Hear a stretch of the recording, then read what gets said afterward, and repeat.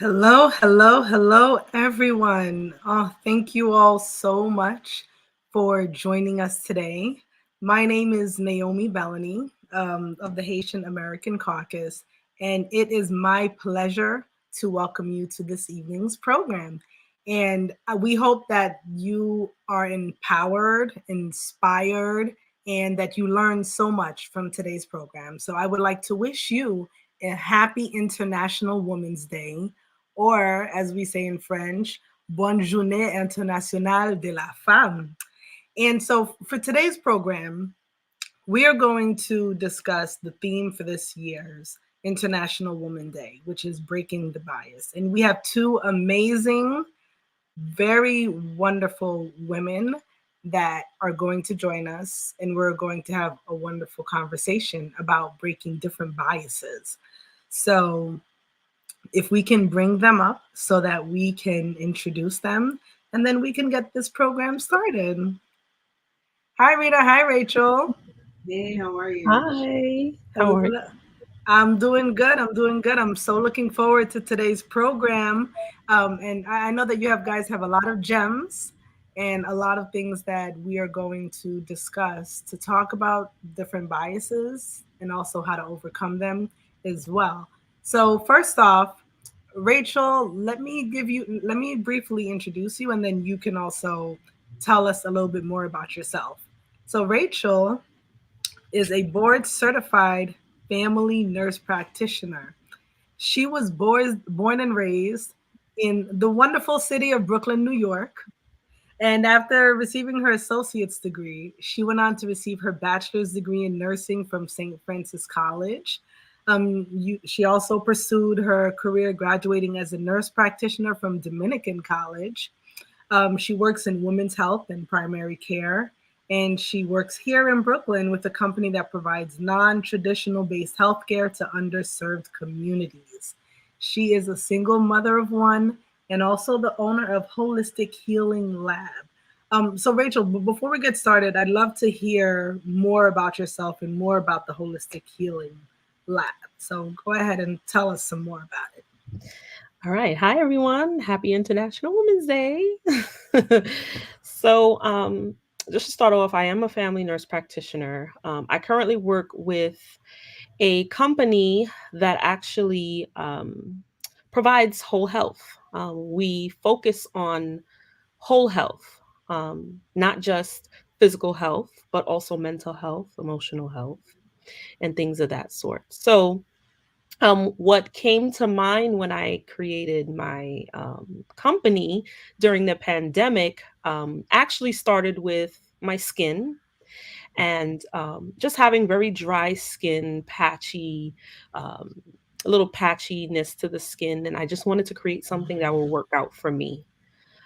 In doing that, it was like God opened up something for me to do more.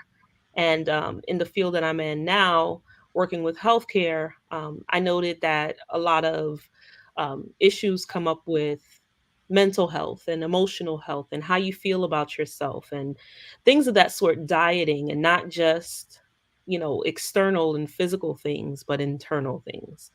So I created my business. It's called Holistic Healing Lab. It's a lab where I create, where I come up with different products for whole health. So I started off with skincare. I make lotions, I make soaps, um, body oils, and things of that sort to help with external skin. I branched off into making candles. But I also wanted to promote education on how to help heal from the inside out as well. So that includes, like, giving information about hydration and how important that is, or information about how some form of affirmation can help you change your mood for the day. And that's what Holistic Healing Lab came from and what it's all about. Thank you so very much for that, Rachel. Your skin looks great, so your products work awesome. So Thank you. I gotta get myself some of them as well. Thank you. So hopefully we will have the link either in the comment section, or we'll pop it up here so that way everyone can know where to find you and how to reach you and get your products. And so now at this time, I'll talk a little bit about Rita. So Rita Pierre, she is an attorney. She's a practicing attorney licensed both in New York and New Jersey. She's the deputy general counselor of deputy general counsel of a large New York-based not-for-profit organization. So she's previously served as associate labor counsel and human resources director for Highgate, associate general counsel at SEIU Local 32BJ, which is a very popular union, where she, represented members of the labor union. She's been an assistant district attorney at the Kings County District Attorney's Office. She's the CEO and founder of Black Ivy Media. She's also the co-founder of Frida's House. She's an alumni of St. John's University, which I also attended as well. And she has a bachelor's degree in government and politics with a major in Africana studies. And she's done so much. And I think one of the most recent things that I've really loved that Rita was actively involved in was assisting a lot of the Haitian refugees in coming across, was it Texas, I believe? So, Rita has her hands full and definitely wears a lot of hats, but I'll let you briefly introduce yourself, Rita, and talk about the wonderful things that you have going on. Sure. Let's see. I don't think I'm in the show. Am I in the show? Oh, I am in the show. Okay, everybody can hear me. Oh, there we go. So Naomi said a lot. I don't want to take too much time, but yes, my name is Rita Pierre. I am an attorney. I live in Brooklyn, and I serve the people of Brooklyn more so exclusively now in the work that I do, which is amazing. But outside of my legal practice, I do a lot of community work. As Naomi said, I am the CEO and founder of Black Ivy Media. It's a platform that seeks to change the narrative of the Black diaspora. So we host a lot of virtual events, in-person events, and we're working on a lot of different content. So documentaries, and we have live streams talking about important issues that are affecting the Black community as a whole. So that takes a lot of my spare time, as well as just again doing a lot of grassroots work. So I've partnered with Asian American Caucus on several occasions just to kind of further the work that we're trying to do in the community. But yeah, I guess we'll learn more about me as we continue on this conversation. So happy to be here. Thank you again for the invitation. Oh, absolutely, absolutely. All right. So you know what? Now that everyone knows who we are, let's get right into the conversation, right? So this year's International Women's Day theme is, I believe it's breaking the bias, and everyone has this going, this sign going. So I hope I did it right. Not the Bronx. It's not the Bronx. It's right.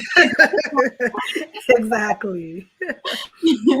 Exactly. But but more importantly, from the theme perspective about breaking the bias, can you both talk about what does the word bias mean to you, and B, how have you seen it play out, whether it be in your respective industries or just in general as Haitian American women?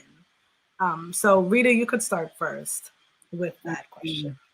So bias, I mean, in general, is kind of like its inclination for or against something, someone. It's really rooted, in my opinion, in stereotypes and not actual facts or circumstances. And how I've seen it, I mean, I've seen it, I think, all of my life, being Black, being a woman, being dark-skinned, being Haitian. And so again, if we're thinking about this idea of, this inclination for or against, to like something or not like something, so growing up, let's use Haitian, for example, right? People didn't like Haitians, right? We were African booty scratchers, Haitian booty scratchers. We had AIDS, all this other stuff. And so, there was a bias towards Haitians. I don't really want to deal with these Haitians. So it's not like I don't want to deal with Rita because they didn't know me. They just knew that I was Haitian and they just took that. And so whatever was out there, whatever stereotypes were out there, they attributed that to me. And so what that did was that would exclude me from either certain groups, exclude me from participating in certain things, exclude me from opportunities even. So that's kind of really what bias does. Are there good biases? Of course. Is everybody biased? Yes, we all are. But I think that it's just, it's being aware of your biases and how it is affecting others. And many people, unfortunately, have not gotten to that space, which is why we have discrimination running rampant. But that's essentially how I would characterize bias and how I've seen it. Okay, no, that's definitely a very good and interesting point. What about you, Rachel? Yeah, when I think about bias, I think about the meaning, which basically it means like a prejudice in favor of or against a thing, a group, a person, whatever that means. So, me being in healthcare, I noticed that there are some biases interpersonally within ourselves and also in the institutional level. And what happens with that is just that it leads to so many different things. It leads to like someone receiving poor treatment, receiving inaccurate diagnoses, Mm. delays in diagnoses. It leads to stress. It leads to a lot of issues with mental health, and then overall it results in like worsened health conditions. Right. So it's a very big challenge in healthcare. And when I also think about bias, I think about different biases and what it does and what it results in, and it causes for you to be disempowered, right? On top of compromising access to treatment and access to care, and having successful health outcomes, you also are disempowered to even seek care. um, Oftentimes you feel isolated, just like Rita said. You do feel isolated, thinking that you're suffering alone and no one understands you, and no one will everyone will judge you, so you disengage. And we do have a lot of that in every different level. Um, in healthcare, we have it in cultural, Hmm. we have it everywhere. So many different biases. So that's what I think about bias when I think about that. Okay, so there's been, I agree with what both of you said, and there have been, different biases, especially around different fields of study. One of the fields of study, which is STEM, right? Science, technology, engineering, and mathematics. And there have been biases that women cannot be successful in that specific field, right? And we are all in different fields. Rita in law, Rachel in health, and myself in finance. Um, were there any biases that you faced, maybe in your particular field, as you were growing up, or that you noticed specifically that you felt that you had to either work harder to overcome or address head on? So, Rachel, I'll start with you. Absolutely. When I think about that, I think about when I went to school to become a nurse practitioner or even a nurse. In the classroom was mostly men. Hmm. I noticed a difference also at the associates level. There were mostly women. However, as I progressed further on, I noticed that they were mostly men. So there was kind of like a bias that, of course, just like you said, women will not become successful in STEM. And we did, I noticed that I did have to work harder to prove myself that I can do it, that I can become successful. It wasn't only something that was happening in school, but it was also happening in my own home, in my own community. I was raised by a single mom, but looking at my culture, and then looking at, the people in my community is just like, you can't do it. You're a woman. You're supposed to be home, taking care of the family, cooking and cleaning. You're not going to be able to do it. And I had to battle with those words for a very long time. It caused me to become, have low self esteem. And but eventually I fought that. That's something that I realized that I had to fight. I had to fight back. I was tired of being in that same place. Like it stifled me from moving forward.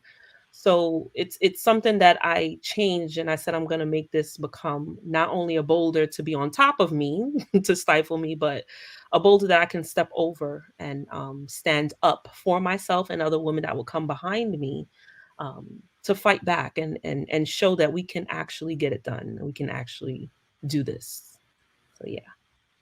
Okay, no, that is wonderful. That is wonderful. And I'm sure your knees and your feet are good because you still have to stand no matter how far in your career you are, no matter what Absolutely. level you get into. There's Mhm. there's a lot more stepping up to do, and you have to stand a lot more firm sometimes. So what about you, Rita? Let's see, in terms of what kind of biases or whatever that I experienced in In my your field, or in your field personally, or that you experienced or that you had to address head on as you were right. growing. I think, I mean, being a Black woman entering the legal field, I think is something that, although you hear of all these, Black women becoming attorneys, like the struggle is still very real. There have been several times, like I went to Fordham University School of Law. At the time, it was like a tier 1 school. And so it was, fellow colleagues or classmates that would question me, like male, minority, but just not male Black. One actually was like, so how did you get here? Like, how did you get into Fordham? And I'm like, what do you mean? And mind you, this young man also went to our alma mater for undergrad. So I'm like, and they were right. So I'm like, how are you questioning me as to how I got here when you and I had the same track, exactly the same track? So there was a lot of that. Or there was one time in contract where I was prepared and I was answering questions, and then this white man was like, "You did really well today.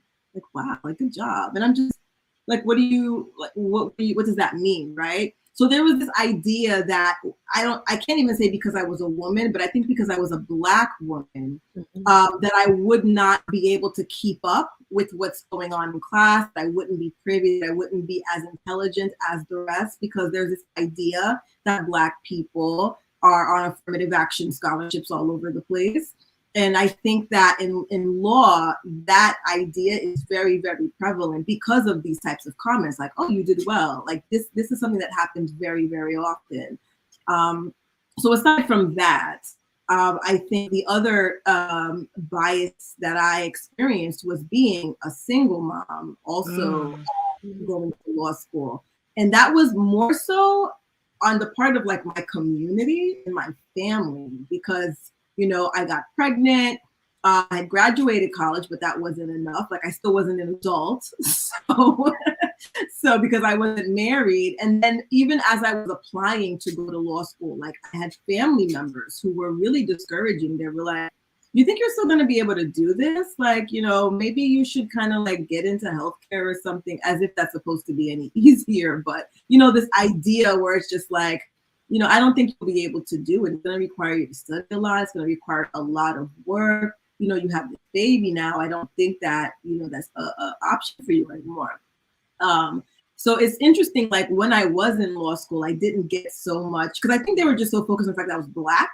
Like that was the bias that they were just like, they weren't dealing about the second aspect of me that I have. But the community and family, though, there were many family members who were just very discouraging. Like, you're not gonna be able to make it, or I wasted my life now that I have this child. Like, it's never gonna happen for me. So that was very discouraging, but I am a very determined and driven person. And so I pushed past it regardless. And, now all of them call me for everything. So I hit you up too, Rita. But no, it's very interesting that you both brought up several very good points. So one that's highlighted is the motherhood aspect. Growing up, I think Haitian mothers were seen as main providers, right? Especially if you had a single mother, cooking, cleaning, everything. Wasn't as the work outside the home wasn't as valued. It wasn't as valuable, right? And there's a saying that you only grow to the level of your exposure, right? So even myself growing up, you know, I did see a lot of Black Haitian nurses, but not as much, I think, Haitian Black nurses growing up. And I don't recall growing up seeing Haitian Black attorneys growing up either. Mhm. And I don't recall seeing Haitian Black women in the finance field as well.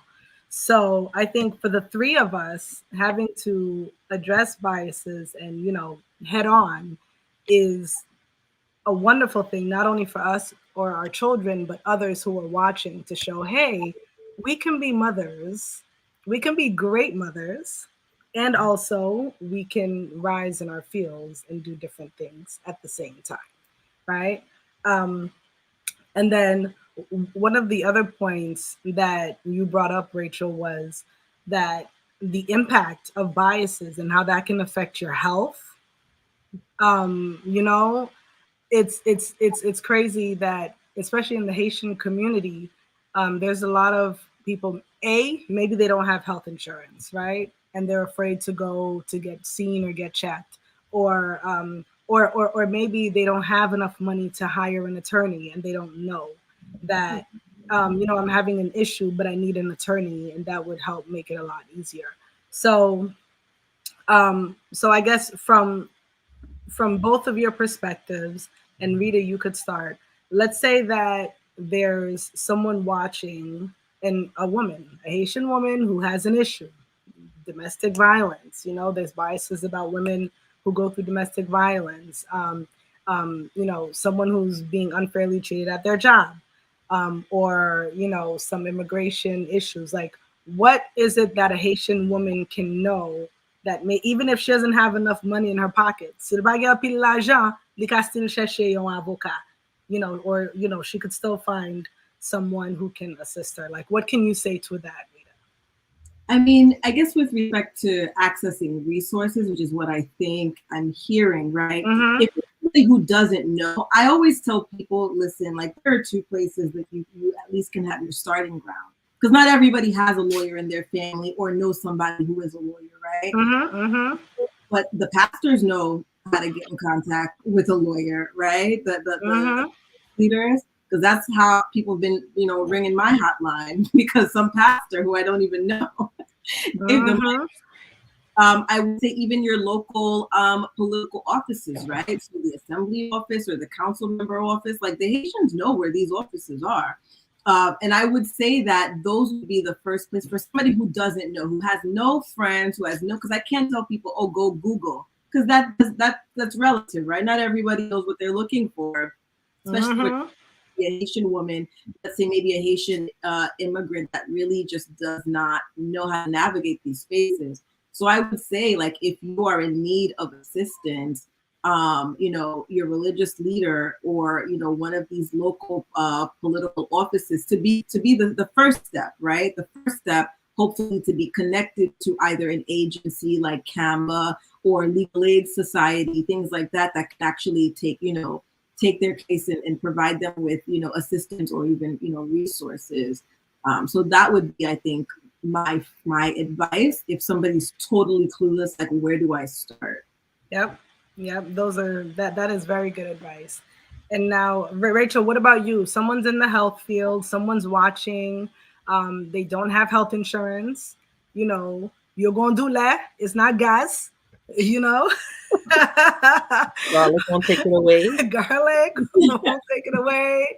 The six pour six and the midnight prayers aren't helping right now. you know what's a resource or resources that you would suggest to someone who just doesn't have access or who doesn't know anything? Like, where can they go to? Yeah, so just like Rita said, your local community, there are resources out there. Finding out the local community office where you can get that information.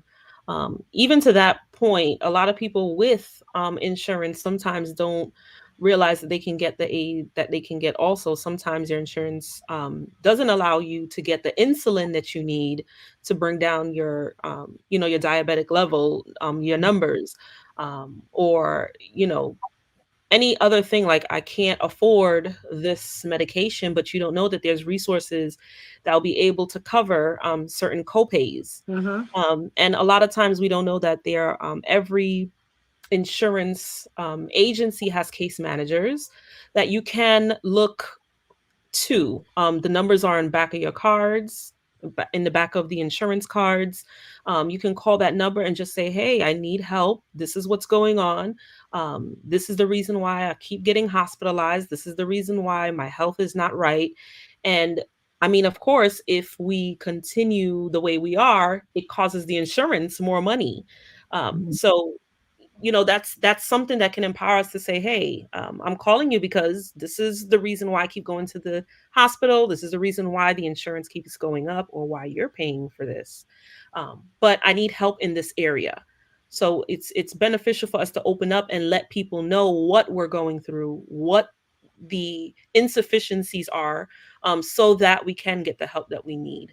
Um, and a lot of times, opening up to friends and family, sometimes you'll be surprised about what friends and families can help you with, if you just let them know what's going on. So yeah.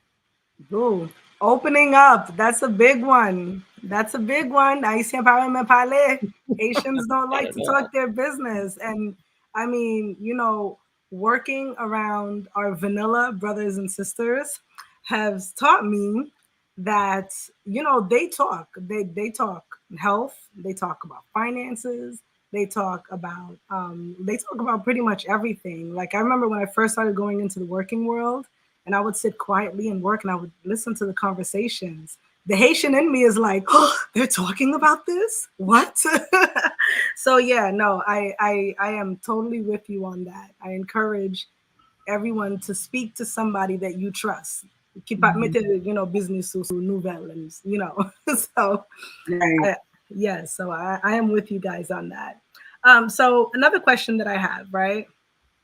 So as you progressed in your studies and you entered your career, what what were you able to do to free yourself from some of the stereotypes that that there are against a black being a black person or being a Haitian American person?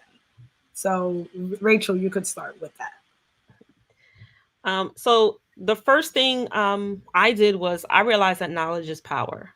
So I had to educate myself, and educate myself outside of the traditional and cultural norm, right? Um, so I had to get outside resources, and then kind of like attempt to debunk the cultural norm, or what they said that a woman or black woman should do or be. And that's the first thing that I had to do. And then I just had to keep pressing on no matter what. Um, that's something that I'm a very determined person. So it was innate in me.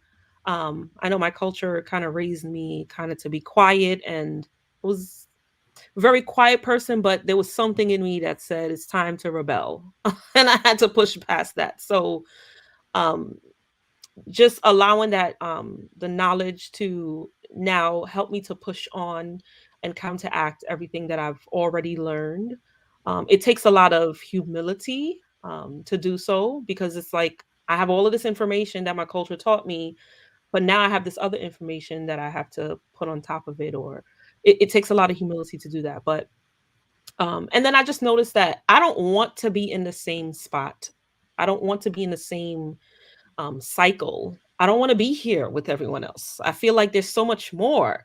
I feel like I'm in a box or in a prison cell. I don't want to be this anymore. So Hmm. I have to push past it. And if no one wants to, then I will be that one. So I just allowed the education to fill me up with the power that I needed to push. And that's Yes. what it was. Yes, and here you are. And here I am. Here you are. What about you, Rita? What kind of so what did you have to do to free yourself from any stereotypes that either you faced or you knew was out there and you didn't want that to be an issue for you? as you progressed in your career. Right. I definitely agree with what Rachel said. Education definitely being kind of like the gateway to freedom. Because, you know, in order for me to really move forward and or to know what I don't know, I actually had to like step out of my comfort zone. And so, you know, yeah, it's a Saturday night. I maybe should be out hanging out, but instead I'm like, let me catch on these continuing legal education and like educate myself in different aspects. You know, like while I work, a lot of times I take notes as I'm in meetings and I'm hearing people say things. I'm like, oh, I don't quite know what this is. Let me write this on the side and I'll go do a deep dive on it later so that I'm like fully aware of what the aspects of my job and even aspects that are not aspects of my job, like how can I make myself better, stand out more, you know, come from a place of like authority and a place of like, you know, knowledge for, you know, these people that I'm working with. So education definitely, and then like really practice, right? Finding practical settings to apply the knowledge. Because a lot of times you can, you know, you can read all the books that you want. I can watch all the CLEs and, you know, be like, oh yeah, I feel like I know. But if I don't actually find opportunities to put it into practice, do I really know? Am I confident then with applying the knowledge? So I'll find opportunities. So whether it's pro bono work, you know, pro bono free legal work, but you know, other types of volunteering, or even simulations. Like I would call my friends up to like, go, listen, let's do a mock trial right quick, or let's do a mock something so that, you know, I can put it into practice. And these are the things that we have to do because we're not given the resources like some of our counterparts, right? We're not given the mentorship like our counterpart. They're not pairing us. So we have to go outside of ourselves to figure out how can we then be the best version, not just of ourselves, but whoever the top person is at like your organization. So that's kind of what I've gotten into the habit of really setting time aside every week. I love Netflix, so I'm like, oh, I'm not gonna binge watch this week so that I can binge watch some legal education courses or set time aside with friends to like put it into practice. Yes. No, I agree with you. I agree with you. Like listening to you both speak, I remember this quote heard from Scandal, and I'm sure it's a quote from someone who's very famous, but I heard it on Scandal about having to work twice as hard to get half of, you know, what others have, right? And so I definitely agree with you guys in terms of, you know, getting your education and sometimes not only formal education, but education on the outside. Like you were saying that you take notes. I'm definitely a note taker as well. And I'll be the one to ask questions. Like, you know, if someone says something in a meeting and I don't understand what it is, I have no qualms about being the dumb person in the room. I'll say, hey, what does it mean? What is this that you mean? And surprisingly, in more than one case, the person speaking didn't know what it meant. And they had to go back and come back with the response. So, you know, there's definitely a lot of things that we have to address and overcome as we move up in our profession. So let's take a pivot and talk about, you know, professional advancement as mothers and taking care of children and family, right? So all three of us on here are mothers, and you know, the perception usually is once you have kids, everything else in life should shut down, and you should just focus on the children, right, and raising them and everything like that. So tell me, and I remember, and I'm grateful that I'm hearing this more often now when people are asking women, hey, so how are you handling, you know, dealing with your child or dealing with your children when there's no man there or when the man is away? And then the woman responding, do you ask fathers the same question? Like, I love that. I love that because it's just so true. It's just so true. So, from your perspective, um, talk about some of the perceived barriers to women's professional advancements because they've had to take maybe a career break or trying to figure out finding, you know, a balance to care for children and family. Rachel, you can start with that.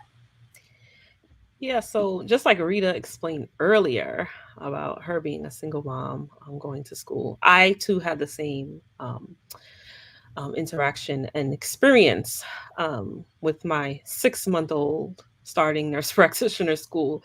But what I did also is that, continuing my education in Dominican college, I went further and moved away to a place that I did not know. I think I had two people that were there that I knew that I thought would help me, and actually didn't.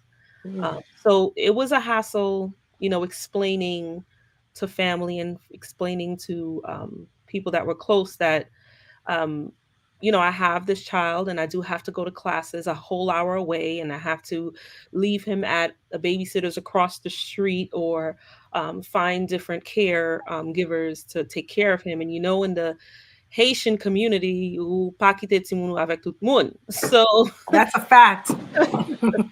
So that was something that I had to push past also, and just um, push past that, and debunk a lot of that. It's a lot of weight, and people don't understand that it causes a lot of weight on a woman. It causes a lot of weight to carry on a day-to-day basis. On top of that, I was already a full-time nurse, dealing with that, having to take care of the load of, finances, and all by myself. And so it's a weight. But just like I said before, I had to learn to take that weight off of me.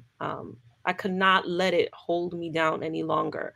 And one of the things that I said is, I remember my son, I was crying one night, and my son came to me and he said, "Mom, you're strong." Mm. And that kind of lifted me. And I could no longer be in that defeated posture any longer. I had to push past that, not only for myself, but for him. It's something that I had to show him that against all odds, we can do this. Against all odds, against all barriers, it's necessary, and um, it's you have the capability of pushing past and getting through. So yeah, Yes, no, that was great. And you know what? Kudos to you, Rachel, that your son knew to tell you that you were great, right? That's yes. a testament to you doing a good job, that he was able to pick that up and encourage you in that sense. So kudos to you for that. Mhm. And so before I move on to Rita, I just wanted to let the audience know that if you have any questions, feel free to let us know in the comments, and we will do our very best to address them as well. So we'll be more than happy to take some of your questions in the comments. So Rita, talk to us, not just to me, but talk to us about, the perception of the barriers that you have to face, balancing children, balancing family, taking a break in your career, and all of that. Right. So, I mean, a lot of times it really depends on like the organization you work for, right? Yep. If you're lucky enough to have mothers around, you might catch a break. But when I first started my legal career, being a mother already, like my kid might have been, I think maybe 3 or 4 at the time when I started like actually working as an attorney. It was really difficult because the hours were all over the place. I had night shifts on sometimes because I was working in the criminal sector. I had, day shifts. I had weekend shifts. It was out of control. And it's like there wasn't a real, I don't know, sympathy, empathy so much, because I had like the child, even though there were people who had kids. I'm just like, what's going on here? But I guess because I was a single mom and they had husbands, maybe that's why, they didn't really feel for me too much. I don't know. But it was difficult. And I think for me, the environment led me to believe that I had to, job had to come first. And so there were many, like my son would be sick and I'm like, I don't know what to do. I have to come to work. Like I didn't take sick days for like 2 years. Yep. I'm just like, my son would call me from school. I'm like, are you coughing? Like, what is it? You okay? You can stay, back on that. And I'm like, man, like that sucks, like I really wish I could turn back the hands of time. But there's this idea that when you're a mother, and you have like young children, especially, that you're not like, they don't give you the best cases. They don't give you like certain opportunities because they're just like, you know, any emergency now you might have to run out because you have a kid, you know. And sometimes, you know, they don't even consider whether or not you have childcare in place. Like I could have been somebody who had everything in place, and I was, you know, but they didn't think about that. They just saw you have a child, so we're just not gonna give you certain things. We're just not going to, you know, do certain things because we assume you won't be able to handle anything because you have a child, right? And so I would say, like, moving, you know, forward into my career, I would keep, you know, running into that kind of those barriers of assumption, like, oh, you have a kid, so you won't, obviously, you can't take this case or you can't go out of state to handle this because you have a child. And so without me telling them I cannot, or, you know, or I'm unable to, they just made the decisions for me because I had a child. So I think that, you know, talking to a lot of my friends, especially those who have had to take like maternity leave, there's a big issue around the maternity leave. There's a lot of anxiety around it because I remember when I took maternity leave and I was working for an organization, the idea was, am I going to have a job when I come back? Because they're going to learn how to do all of this without me. Like, am I still going to be valuable? And then you have your coworkers who are just like, it's like they resent you. They see your maternity leave as a vacation. Like she just went. If they only knew. Value like what you're mothering as a job. So they just like, they're just thinking Rita's gone and now I have to do her work and my work. And it's like, so now when you come back to the workplace, you really don't know like how to feel because, you know, you're like, you disrupted the office and now you're trying to overcompensate and say, hey guys, no, I am good. Like I can do this. I'm still valuable. So it's a psychological like warfare, I think, for a lot of women when they consider leave and parenting and motherhood. And that's why you find a lot of parents, unfortunately, I don't want to say neglecting their children, but almost, I guess you can say that, just so that they can keep their job and status. Yeah, no, that is very, very true. It is very real. Uh, I saw a post the other day that said women are expected to work as if they have no children, and they're expected to mother as if they don't have a job. Mm-hmm. Something to that effect, you know. But and I hear you, Rita, in the beginning, just trying to figure out, you know, do I stay home and deal with my sick kid, or do I finish my job because I told my boss I was going to say that. And in the beginning, I was very similar to that, but now, you know, I definitely draw a hard line. So, you know, I hear you both loud and clear. Rachel, did you have something to add also?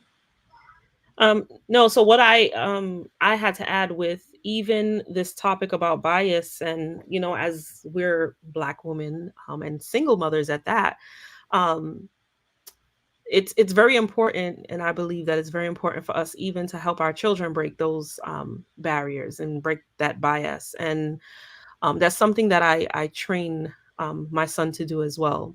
And the way I do that is through communication. And very recently, he even went through something in school with something, and it's a lot of cultural bias, basically about his hair. And something that he really wanted. He grew his hair for a very long time and wanted something done. Um, he I didn't allow him to get it first, but eventually, you know, he has his own personality. He likes his own things, and that's something that I encourage him to have. And I'm very proud of him for, you know, projecting and saying, this is what I like, and I don't care what you say about it. You may like this, but I'm telling you that I like that. And I'm very proud of him for standing up and saying those things at his age. Yes. So one of the things that happened is that, you know, I pay for schooling, and something that he absolutely wants, now you're saying that he can't have it, because it doesn't go with what society thinks is successful, or what is considered um, natural or conservative or educated. And this is something that I had to teach him at an early age. It's not something that I wanted to do, but you know, God has had other choices for me. And it's something that I have to actually sit down and have a conversation with him. this is not something that's also taught in our Haitian culture. We're told, to be quiet, and I'm the adult and I tell you what to do, and you're a child and you have no say so. That's not what I want for him at all. So, he expressed his fears, he expressed his concerns, and I had to be open and honest with him about, the different bias, the different discrimination, why, things are portrayed the way they are, and how he can continue to stand up for himself and continue to push past things just like I did Mm-hmm. in this society. And it's very, very, very important to teach our children the same, not like how we were taught in the past, but to tell our kids to be open, to be Yeah, more communicative with our children in explaining, just for them to explain how they feel or what's going on in school and what's going on with their peers, and having that open communication, and also giving them the knowledge that they need to continue on and not be defeated, that's but right. continue on empowered. Yeah, yeah. And as mothers, it's not easy for us sometimes to have those conversations with our children, because that's what we're dealing with as Yeah. adults. We Mhm. have to deal with, perceptions and all that stereotypical stuff as adults. And so, sometimes it breaks my heart that I have to tell my child that this is what you have to do, and they're at a young age, and we as adults are dealing with it. So, no, thank you for sharing that, Rachel. And so, there's a question in the comments that's asked: is maternity leave something that's standard in the Haitian community, or are single moms forced to have to work till the very end of term? So I see both of you guys have reactions. Rita, go ahead. Tell us your thoughts. I mean, I would say, to be honest, I would say Black community, because I mean, Haitian community, yes, I don't even think I knew what that meant, maternity leave.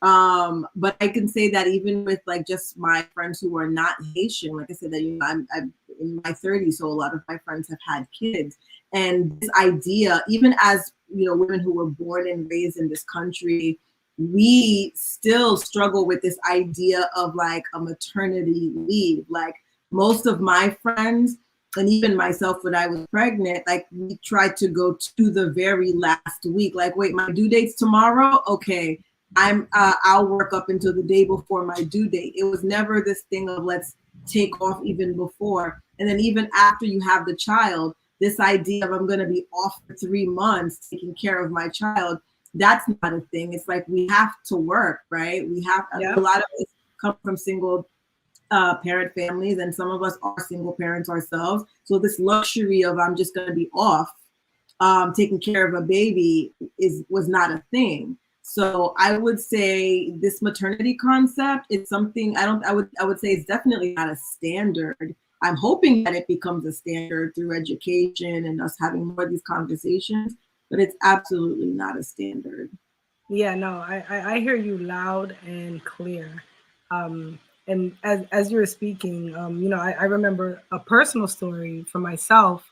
I'm not a single mom, but as a woman, as a Haitian woman, it's ingrained in me that you work, right?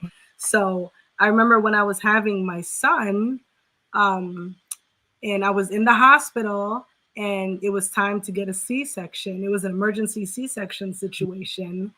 And I remember thinking, oh my goodness, I need to update my boss on everything that's going on. Mm-hmm. So they are prepping me for surgery, and I'm on the phone with my job. My job don't want to hear from me. Like, they're telling me, Naomi, get off the phone. But I'm like, no, wait, I have to tell you, this is what needs to be done. This is what needs to be done. And then I hung up. Second pregnancy, I did not do that. And thinking back on that, I just thought about how crazy I was that I'm having an emergency C-section. They're prepping me, and here I am calling work, telling them about what needs to be done. So, like, I'm very glad that my priorities definitely changed from that standpoint. But that just talks about the just the mindset that we as Haitian American mothers and women have when it comes to proving ourselves and in work. So, Rachel, can you just give me your thoughts about that as well? Yeah, I don't believe it's just a Haitian community thing. I believe that it's a problem in America at large. I think that with maternity, for me, I know that I was having a scheduled C-section. I had to be out um, for about 6 to 8 weeks. Mm-hmm. That was a standard. For a vaginal birth, it will be 6 weeks. For a C-section, it's 8 weeks. After the 8 week period, you no longer had time off. You no longer had paid time off. So it's something where I had to take care of my home. I had to take care of my son. So if I wasn't getting paid or I didn't have the support, then I had to go back to work. Um, so I think it's an issue at large with the America and healthcare, the workforce. I don't think they take into consideration um, the stress that it takes on your body, not only your body but your mental. You have to now adapt to change. You were, on your own, a family of yourself, and now you have to take care of a little one. It's a great change, and I don't think that they factor that in um, to it. So I had to go back to work after 8 weeks, and having a C-section, I had my little cut that I had, it was opening up. And Woo. even though that was happening, I still had to go to work. Um, and I had to leave my baby somewhere else. So it's a problem all around, I believe, not just the Haitian community. Yeah, no, I agree. Like, yeah, I definitely agree, and I hope we do better. And Tamika Samuels says, I suppose, it depends on careers. Um, yes, I would say careers, but it depends on where you're working and what policies they Right. have in place for mothers. So depending on whatever career you have, Yeah. I would just encourage you work somewhere that encourage you to take all the leave that you're allowed to take after you have a Right. kid. Um, so I know we have just a few minutes left, and I know Rita, you have a hard stop. So I will go into the next question, and this could be the final question. Um, I wanted to definitely discuss this about your observation on how men in our circles are doing in their attempt to find the right way to treat women and behave around them. We're living in a society where there's so much going on, and that we could totally use men as allies, right? And not as, people who are degrading us or holding us back as well. So, Rita, can you tell me what your thoughts are in terms of how you've seen if men have progressed or if we're still at the same place? What are your thoughts? I'm glad that you asked me that question. I was actually just having this conversation with a guy friend the other day about this, about supporting women more, right? And what support looks like. I think that I mean, I think that the men are doing better. At least social media leads me to believe that they're doing better with respect to trying to support women, or at least trying to figure out maybe, or at least maybe taking the time to listen. Because I think before there wasn't much listening going on, right? It was kind of like, this is what I think, that's it. But I think, and I guess maybe I'll again credit social media for creating these spaces for these types of conversations to happen. I think that men are doing better. I mean, there's still the misogynists, right? There's still those who are disrespecting, but I think that men are doing better, especially the men in my circles, I would say, are doing a lot better in embracing women and really like treating us as the queens that we are. But I do think that they are a little lacking when it comes to real support, right? And support is not, my entire staff is women. I hire nothing but Black women. That's not necessarily support in my mind. Like, yes, thank you for giving them jobs. But for me, support is putting us on. Like, it doesn't have to be like, I gotta wait to find a woman to put me on to something great. Like, if the men, a lot of these opportunities are being dropped in the hands of the men, or the men are finding it, right?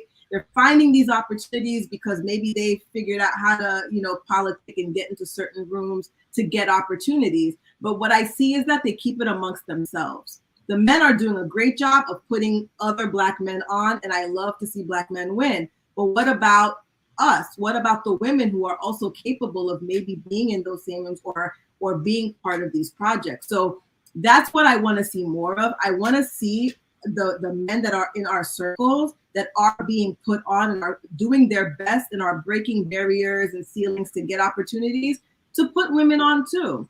It shouldn't be a man against women, like, okay, now I gotta go look for women groups to put me on when my brothers have opportunities, and vice versa. If, you know, when we have opportunities too. So it should be a collective. So I want to see more of that. I think that is lacking. It is definitely lacking. And I want the men who are listening, again, hiring Black women, thank you very much. But that is not the only way that you can say, okay, I did that and now I can step back and I don't got to support women. And I also think, you know, lastly, supporting women is, you know, if you are in the midst of men, your brothers, your homeboys, your uncles, whatever, who are disrespecting women, that you need to step up and you need to speak out and put them in their place and say, no, you cannot talk about my sister like that. You cannot talk about this woman like that. And a lot of times men sit back and allow their friends to make these jokes and to be, you know, disrespectful towards women, and they don't say anything. And I believe that, you know, it's up to these men who know better to you know, to put the others in their place. So that's my long spiel. Very well said. Very, very, very well said. I mean, I would say, you know, with that standpoint, from personal experience, I've had Black men and white men actually assist me in my career and, you know, in the direction. So I would definitely encourage all the men who are there not to be afraid that if you see a good qualified Black woman who can take care of business, that you assist her, because sometimes we can't do it on our own. You know, your help is definitely greatly needed. And then the other one, as women, for us who are watching, you know, that it's not okay for us to, you know, call each other, you know, bees, ho ho hos, you know, like, you know, other degrading names, and then get mad when men or people in other nationalities are saying it to us if we're the ones saying it. So like that's definitely one of my pet peeves. You know, if I want that respect, I'm not going to, you know, project that myself. So, Rachel, what are your thoughts in terms of how men can be our allies in this, or what you've seen in terms of how men have helped, or how men has gotten better, or, you know, what are your thoughts? Yeah, what I believe is that some people just don't know. They only know what they saw. They only have seen, you know, traditionally, culturally, that women were beneath men. So it's important for us to connect with the men and let them know what is acceptable and what's not acceptable, how it is to, you know, treat us. If they don't know, then how can we expect them to apply that knowledge? So I believe that it's beneficial to just speak and let people know that this is the way I demand my respect. You know, I know that right now you're not speaking to me nicely, and I appreciate it if you speak to me this way. So I kind of look at it at that aspect. Give Yeah. the men the knowledge that they need in order for them to treat you the right way. I absolutely agree. I absolutely agree. And thank you for that. Yeah, we definitely have to teach them, even though sometimes some of them may not want to be taught. We're gonna teach them anyways, because we are the Black. We gonna let you know, right? All right. So here is my bonus question. So Rita, I'll get you. I'll get it to you first, and then if you have to drop off, you can. So on this International Women's Day, if you had an opportunity to have the dinner of your lifetime at the most luxurious place with the best food, and you were able to invite three women who are dead or alive, who would you want to invite and why? Okay. Assata Shakur, Winnie Mandela, and Oprah Winfrey. So Mm. Assata, because I mean, I fell in love with her when I, you know, read her autobiography, and I love everything that she stands for. This, seemingly militant woman who was really just here for like the liberation of Black people and just her unapologetically Black self in the mission, and the fact that she was able to, escape and go to Cuba. Okay. Still thriving and surviving. But I loved her story, and I find that I want to be able to sit down and kind of pick her brain, in a sense, and really just derive get whatever this power, like what gave her this power, what gave her this strength. So I really want to know where all of that came from. Winnie Mandela, almost for like kind of the same reasons. Mandela was out here in jail, and she was still moving forward with the liberation movement, with the apartheid movement. And I think that it takes a certain kind of woman to be raising children, because she was raising small children as her husband was in prison for like 4 decades. She was still out here, doing the same work that kind of got her husband arrested anyways. Again, like that type of woman, like I always want to get into their mind, because I feel like those women are unstoppable, they're unbreakable, and I want to strive to be them.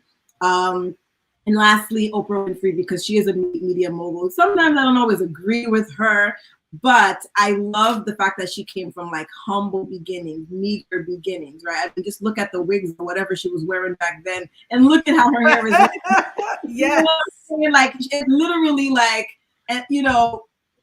rags to riches type situation, but how she continued to fight for herself, right? Love her, hate her, whatever. She was always about herself and making sure that she moved forward regardless of who was in her way. She was never afraid to speak up. And look where she's at now. She's a billionaire, right? And if you look at from where she started, you would never think that this Black woman from like Mississippi would be where she is now. And so I definitely, the media spaces is one that I'm entering into. And so just kind of wanting to learn from her, and like, how do you thrive in an industry that can, bring you up and tear you down at the same time? So that's, those are my 3 people. Oh yes, no, those were amazing people. Oh my goodness. Thank you for sharing that. I'm always curious to know, who people are admiring and why. So, thank you so very much, Rita, for your time, for joining us, for being a panelist and celebrating International Women's Day. As Samuel Darwin said, yes, you are indeed a trailblazer. Okay, and you continue to keep striving, and you have to keep striving and do the pose before you go. Okay. So I am definitely going to move to Rachel, but just in case you have to log off, I just wanted to really publicly, I just want to publicly thank you so very, very much. And before I go on to Rachel, tell us where we can find you.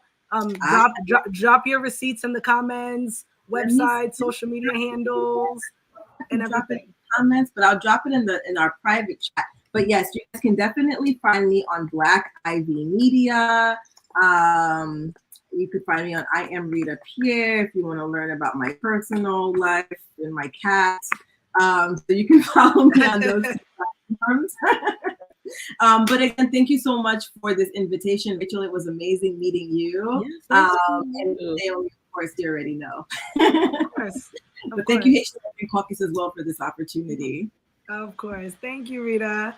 And now you, Rachel. So you have a luxurious dinner. There's 3 people that you can invite, only 3 people. Who would they be and why? So the first person that I would think about is Michelle Obama. Yes. Only because she was the first Black woman in the White House, as a wife of president. That's right. I want to just sit down and talk to her about the biases that she had to endure, and how she pushed past all of that stuff. Also, she was considered to be a strong woman. She lived it. She embodied strength. And I just want to sit down and talk to her about, her experience in that. The next person is Harriet Tubman. I say that because as a woman, she led a people, um, and she led a people against the the cultural norm, and that's something that I strive to do in the future. Is to lead a people, to freedom. A lot of things liberate us and keep us in a prison, and it's not something that I believe that, first of all, God wants us to be. So, just talking to her about those different experiences, what was she thinking? Mm. Oh my goodness, I Like, can't even imagine. where did you get this idea to do this? Um, so yeah, that would be one person, and then the next would be my grandmother. Well, great grandmother. I would say from both sides of my family, only because I would like to get to know more of the roots of our family and of our culture. I find that a lot of times I mean, in my family, those things are kind of closed off and not really spoken about. Yeah. And I think that it has a lot to do of why, of how we're shaped now, um, and who I am today. It's because of, you know, um, a culture before, and what was rooted and grounded into family. So I would love to speak to them as well. Yeah, no, I love it. I love it. And I agree with you. I would love to sit with my grandmothers and understand some of my quirks, where Yeah. that come from, Yeah. and just, some of the lineage. So no, I love it. So as we are in the end, when you think of, International Women's Day, how would you like to close out? What would be your final thoughts to share with the viewers? And also definitely drop your receipts again as well. Yeah, so I would just empower, like, this is our day, and they have it here for a day, but every day is your day. Um Stay empowered, stay strong, and just stay empowered. Empowerment is like the ultimate thing to keep pushing you forward, against all odds. So that's what I would leave everyone with today. Yes, that's beautiful. Be empowered, and just, just because the door closes, maybe Hmm. it just means you need to find another door That's that right. will open right up. That might just be the wrong door. Find another door. No doesn't always mean no. It just means that it's no from that No, person or yes. that individual. So there's just so much as women. So Rachel, thank you so much. Thank you. This was a wonderful conversation. Thank you. Thank you for everything that you do, for all the work that you are doing. Thank you for representing us Mhm. women in this, in the medical field, in the holistic field. Please, tell us your business again. So my business is called Holistic Healing Lab. You can find me on Instagram and Facebook at Holistic Healing Lab. And you can also, Can you spell it for the people? yes, I'll Yes. spell it. So it starts with whole, like a whole, Hmm. WHOLEISTIC, and of course, Healing Lab, all one word. Yep. You can also find me, and my products selling at holistichealinglab.com. Okay. Awesome. So you guys, you see how beautiful her skin is and everything. So, we want to attain that. So let's support her. Let's support her in what she's doing. And finally, I would just like to thank the audience. I'd like to thank those of you who chose to watch, and participate and share in the comments. Feel free to like, share, and subscribe. Become a member for HAC. You can see it at the top. Just go to hackglobal.org/join. And then my final thanks is to our sponsors. We thank you to Lyft. Thank you to the National African American Mental Health Association. If you sign up to become a member today, we can give you a Lyft code for a free ride anywhere in New York City. Y'all, gas prices are going up. We don't want to pay those high gas prices. Get a Lyft. Ask HAC for the codes for you to get to where you got to get to. But as we wrap up this program, thank you to all the women who are watching. Just like Rachel said, stay empowered, stay inspired, keep your mind strong, keep your health strong, incorporate this holistic just attitude. And so we can just be wonderful women for us and also for the generations to come and for those who are watching. So thank you very, very much for this program. And that concludes our program for today. Thank you.